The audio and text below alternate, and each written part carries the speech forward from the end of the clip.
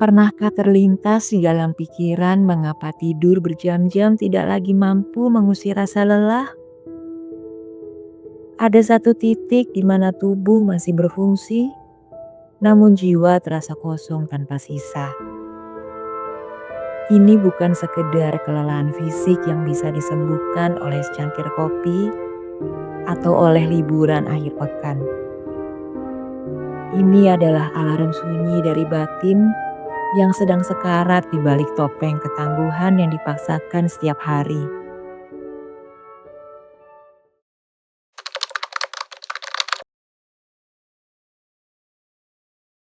Keletihan batin yang paling berbahaya seringkali tidak datang dalam bentuk ledakan amarah atau derai air mata yang histeris.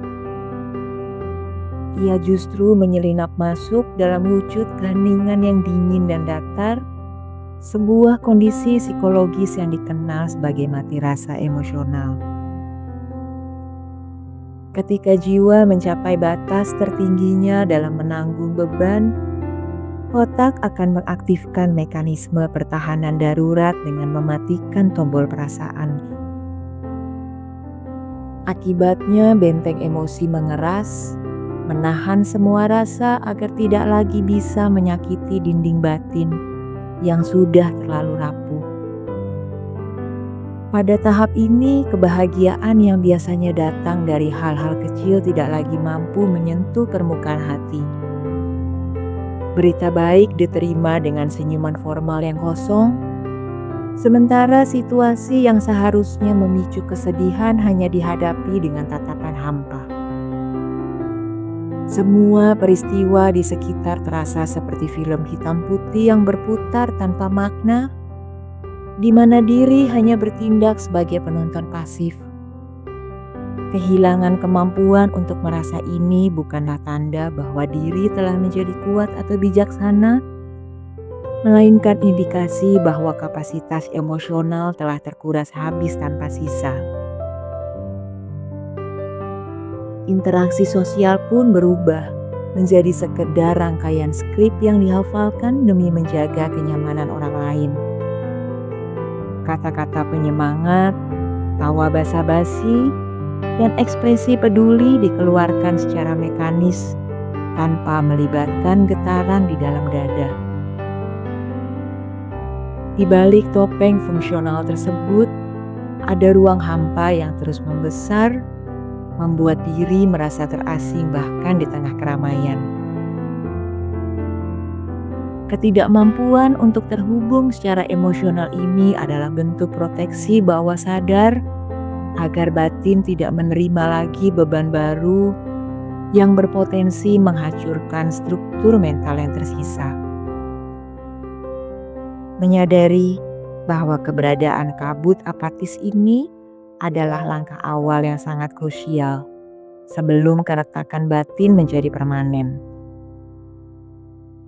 Jangan menganggap remeh rasa hambar yang mulai mendominasi hari-hari, karena itu adalah cara jiwa berbisik bahwa ia tidak lagi sanggup untuk memproses dunia.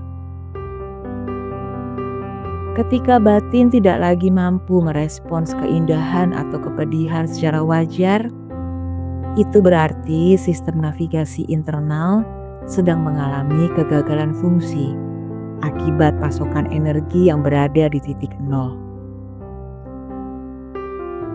Pemulihan tidak bisa ditunda lagi ketika diri mulai merasa asing dengan perasaannya sendiri.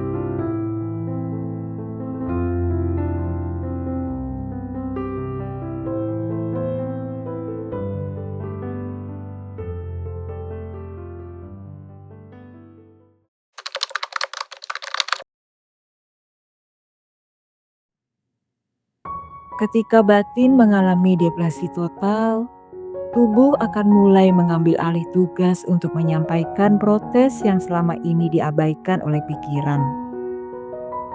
Fenomena somatisasi ini muncul ketika akumulasi stres emosional yang tidak mampu ditunjukkan mulai memanifestasikan diri dalam bentuk keluhan fisik yang nyata. Salah satu indikator paling mencolok adalah sensasi kelelahan kronis yang tidak kunjung hilang meskipun waktu tidur telah terpenuhi dengan sangat baik. Istirahat fisik mengalami tidak berdaya, karena yang mengalami kehausan bukanlah otot, melainkan fondasi jiwa yang terdalam. Setiap pagi akan dimulai dengan beban berat yang seolah-olah menempel pada pundak dan leher, membuat tindakan sederhana, seperti beranjak dari tempat tidur, akan terasa seperti mendaki gunung.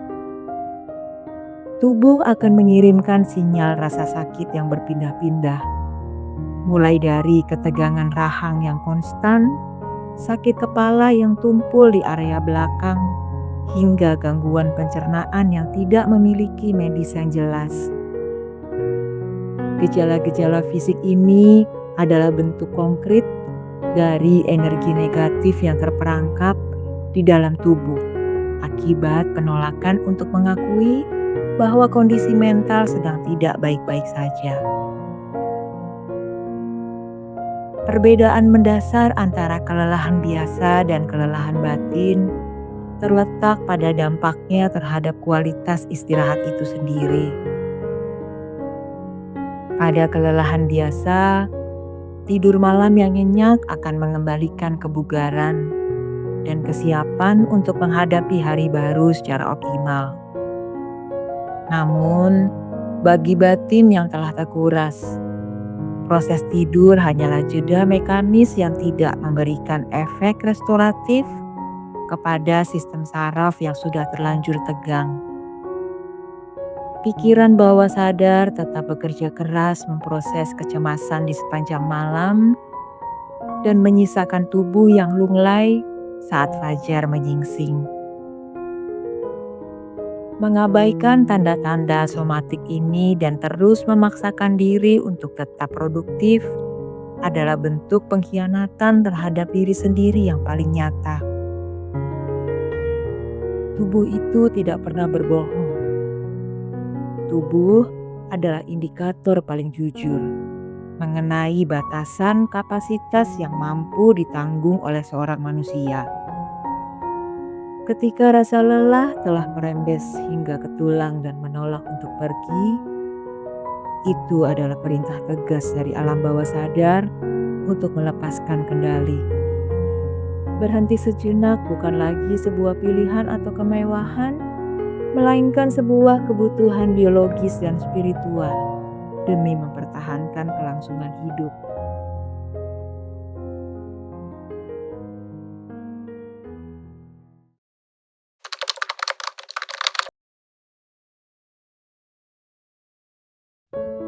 Sosok yang terbiasa menjadi pilar kekuatan bagi lingkungan sekitarnya seringkali melupakan bahwa sumur empati di dalam diri mereka memiliki batas volume. Ketika batin telah terkuras habis, kemampuan untuk mendengarkan, memahami, dan memperdulikan masalah orang lain akan mengalami penurunan drastis secara tiba-tiba.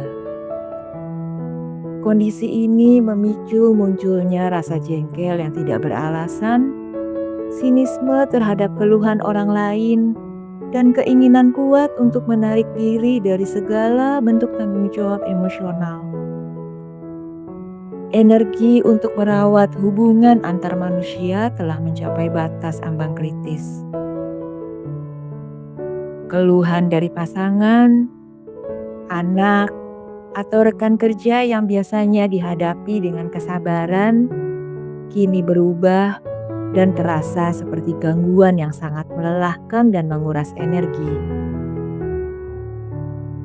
Lalu muncul kecenderungan internal untuk menghakimi bahwa masalah orang lain adalah hal yang sepele dan tidak sebanding dengan beban tersembunyi yang sedang dipikul sendiri.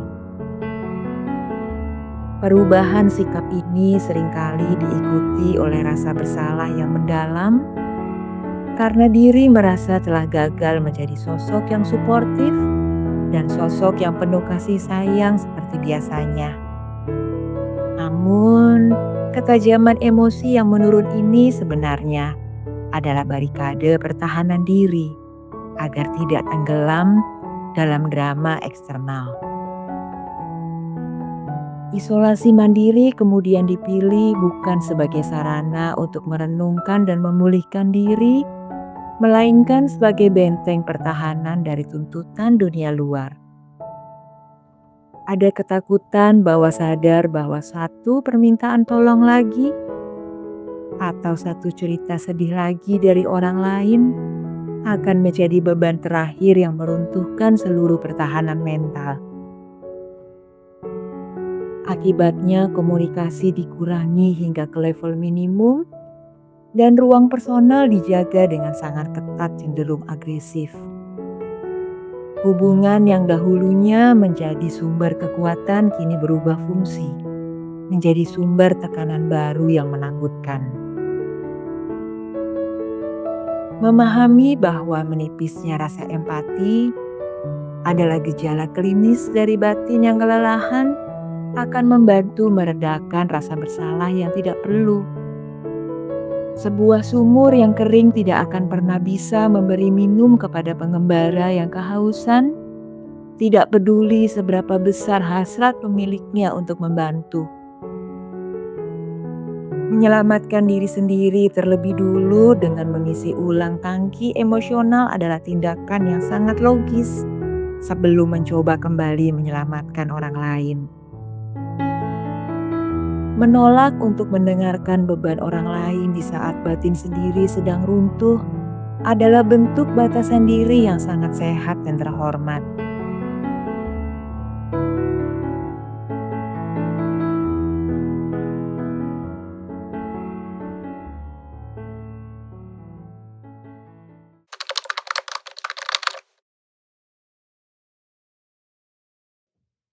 Tanda paling halus namun paling merusak dari batin yang telah habis adalah ketika kehidupan mulai dijalani sepenuhnya dengan mode otomatis atau dengan mode autopilot. Hari-hari berlalu tanpa ada kesadaran penuh terhadap apa yang sedang dilakukan, mengapa hal itu dilakukan, dan kemana arah yang sedang dituju.